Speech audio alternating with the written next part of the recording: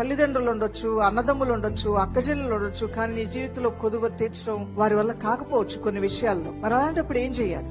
దేవుని యొద్దకు వెళ్ళు, ఆయన నీ కొదువులన్నీ తీర్చగల సమర్థుడై ఉన్నాడు. మొదటి సమూయేలు గ్రంథం 1వ అధ్యాయము. ఇక్కడ హన్నా ఆవిడ ఏడుస్తూ ఉంది, ఆవిడ దుఃఖంతో ఉన్నది. ఆమెను అవమానపరిచే వాళ్ళు ఎక్కువైపోయారు. ఆమె బాధను తీసివేసే వాళ్ళు ఎవరూ లేరు. ఆమె అవమానాన్ని కొట్టివేసే వాళ్ళు ఎవరూ లేరు. ఎవరూ తీసివేయలేని పరిస్థితి. సంతానం లేని ఆవిడ, నా సమస్యలకి ఎవరూ పరిష్కరించలేరు, అందరూ నా చుట్టూ ఉన్నా ఎవరూ నా యొక్క కొదువుని తీర్చడం వీరి వల్ల కాదు. ఇక్కడ వాక్యంలో మనం చూస్తే హన్నా కూడా అంటారు, నా బాధలు వీళ్ళు ఎవరు తీస్తారు, నా కష్టం వీళ్ళు ఎవరు తీరుస్తారు, ఎవరూ తీర్చలేరు. అందుకని ఏలీ నా ఏలినవాడా, నేను మత్తేమీ సేవించలా, నా దేవుని యొక్క సన్నిధిలో బహు దుఃఖాక్రాంతురాలై వచ్చి యెహోవా సన్నిధిని ప్రార్థన చేయించు బహుగా ఏడుస్తున్నా. అందరూ ఉన్నారు గానీ ఆమె కొదువు వాళ్ళు తీర్చలేని పరిస్థితి. చేతులు ఎత్తేశారు. ఇప్పుడు అన్ని చేయగలిగిన వాడు ఎవరు? సర్వశక్తి గల దేవుడు. హల్లెలూయా.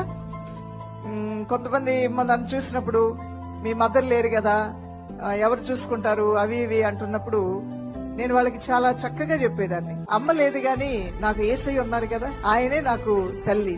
అలానే మా నాన్నగారు ఉన్నారు, ఆయన కొన్ని నెరవేర్చగలుగుతారు. నేను అడిగినవన్నీ ఇచ్చేది యేసయ్య. హల్లెలూయా.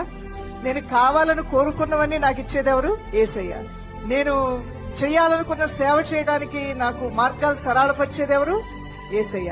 నేను ఒకటి నమ్మేదాన్ని, నాకు ఎవరి దగ్గరికి వెళ్లి ఏం చెప్పినా అర్థం చేసుకోకుండా వదిలేసేవాళ్ళు కొంతమంది, ఇంతే చెప్తారులే అనుకునే వాళ్ళు కొంతమంది, నేను అడిగినా ఇవ్వలేనటువంటి పరిస్థితి కలిగిన వారు కొంతమంది ఉండొచ్చు. గాని ఈ దేవుడు నేను అడిగిన వాటికన్నా, ఊహించిన వాటికన్నా, తలంచిన వాటికన్నా గొప్ప కార్యములు చేయవాడు. అందువలన దేవుడు ఉన్నాడు కదా. ఈరోజు ఎవరున్నారు? నీకు నాకు మనందరికి ఎవరున్నారు? యేసయ్య. హల్లెలూయా. నా దేవుడు నాకున్నాడు కదా అని హన్నా దేవాలయంలోకి వెళ్లి ప్రార్థన చేస్తే ఆమె మొర ఆలకించి దేవుడు ఆమె గర్భమును తెరవగా ఆమె బహు సంతానానికి తల్లి దేవుని సన్నిధిలో నాట్యమాడింది. దేవునికి మహిమ కలుగును గాక.